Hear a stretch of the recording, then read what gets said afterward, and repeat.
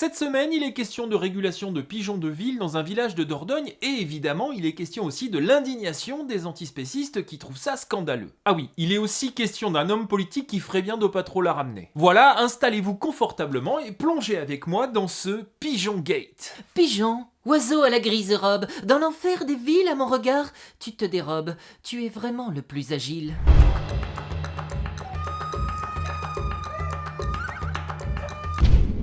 Si tu veux soutenir Guichard sur Terre, abonne-toi à sa chaîne. Ça commence par un reportage de France Bleu.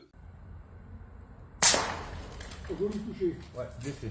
Donc ça c'est un animal qui va tomber derrière, on ira le ramasser après. Voilà, vous avez compris la suite, les antispécistes en embuscade se saisissent de cette affaire d'État. Et c'est Paz, Paris Animaux Zoopolis, qui s'y colle avec la mesure qu'on leur connaît. En France, en 2023, on tire à la carabine sur des pigeons en pleine ville. Sarah El Haïry, Christophe Béchu, quelle honte!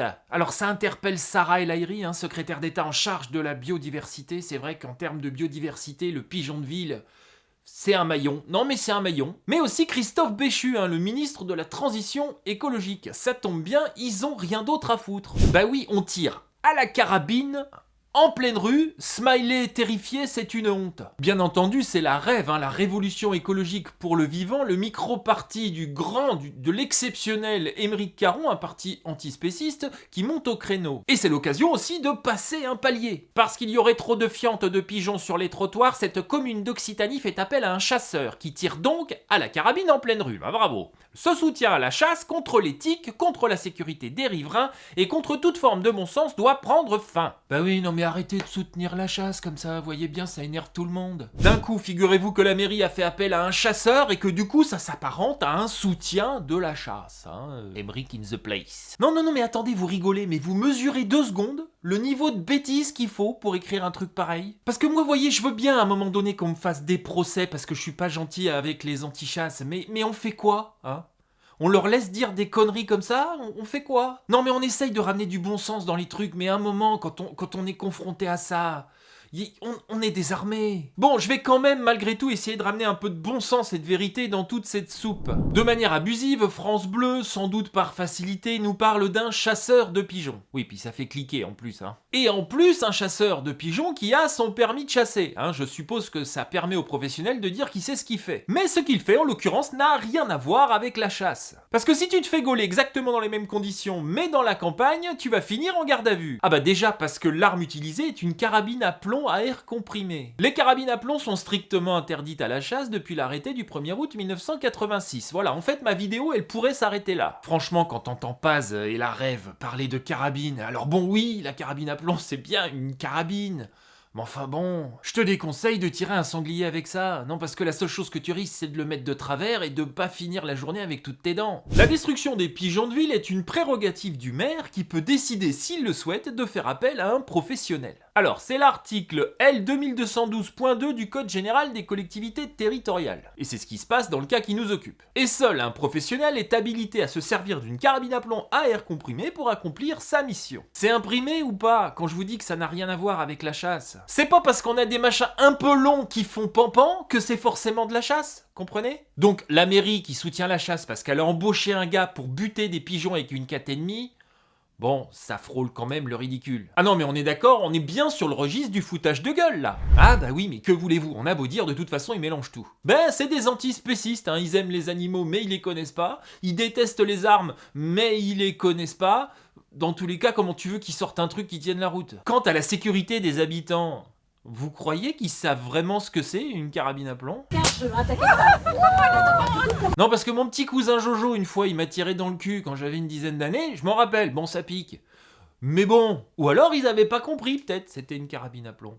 Ou alors ils avaient compris, mais ça les arrangeait pas. Je sais pas, mais dans tous les cas c'est un peu triste. Mais attendez, parce que le pompon sur la Garonne de cette histoire revient à un député La France Insoumise de la NUPES, ou on dit l'inverse, le député NUPES de la France Insoumise. Moi je comprends rien à leur machin de toute façon. J'ai nommé le grand, que dis-je le grand, l'exceptionnel Bastien Lachaud, qui retweet Paz. Irresponsable! En 2023, une ville décide de laisser des chasseurs en pleine rue tirer sur des pigeons. Tout ça au mépris de la sécurité des riverains.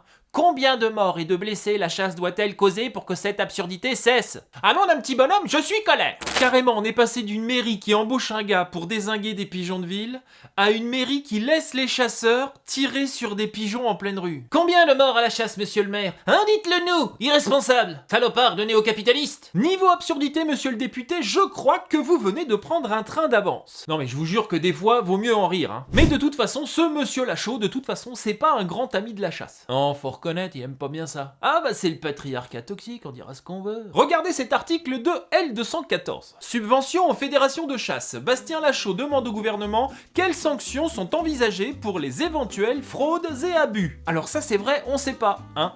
En revanche, ce qu'on sait, c'est que cette question a été posée par un député de la République sous le coup d'une mise en examen pour escroquerie. Du coup, je sais pas si je l'aurais tenté moi celle-là. Oui, c'est une histoire de financement de la campagne de Méluche en 2017 et il a été mis en examen pour, alors attendez, je vais vous dire ça, prêt illicite de main-d'œuvre, faux, escroquerie et tentative d'escroquerie. Alors il s'est indigné comme un insoumis, il a déposé une requête en annulation, mais la Cour d'appel de Paris a confirmé la validité de sa mise en examen. Voilà. Et il demande si on a prévu des éventuelles sanctions pour les éventuels abus qui seraient commis par une éventuelle société de chasse. En gros, c'est l'histoire d'un député mis en examen qui demande au gouvernement si on a prévu des sanctions pour les gens qui vont éventuellement faire des trucs illégaux. Mais en fait, j'y pense, ça se trouve, c'est pour lui qui pose la question. C'est en mode, non mais c'est pour un ami. Vous croyez qu'ils le font exprès ou pas? Non, parce que moi, des fois, j'ai l'impression qu'ils m'envoient des trucs juste pour faire tourner la chaîne. Je sais pas si vous avez remarqué, mais les anti-chasses en ce moment, ils sont quand même vachement en mode raclage de fond de tiroir. Des pigeons de clocher, des infractions imaginaires à la chasse à courre, ou même des accidents de chasse mais à l'étranger. Il y a même France Bleu qui nous relate l'histoire tragique d'un chasseur qui est tombé dans l'eau. Ah mais il s'est pas noyé, hein.